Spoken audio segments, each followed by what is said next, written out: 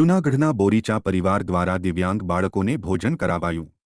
Junagadh Khadiya road પર વિજાપુર પાટિયા પાસે સાંપ્રત એજ્યુકેશન એન્ડ ચેરિટેબલ ટ્રસ્ટ આવેલ છે, જે અતિ દિવ્યાંગ બાળકોની સંસ્થા છે, જે માતાપિતા વિહોણા માનસિક વિકલાંગ બાળકો માટેની સંસ્થા છે। કહેવાય છે ને કે જેનું આ દુનિયામાં કોઈ નથી એના ભગવાન હોય છે। આ સંસ્થામાં સમાજના સેવાભાવી લોકો પોતાના સ્વજનોના જન્મદિન અથવા પુણ્યતિથિની ઉજવણી કરતા હોય છે।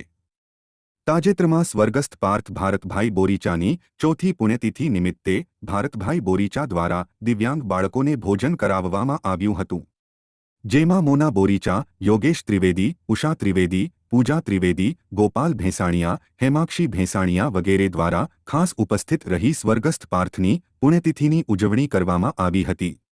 અહેવાલ પંકજ વેગડા, લોકાર્પણ।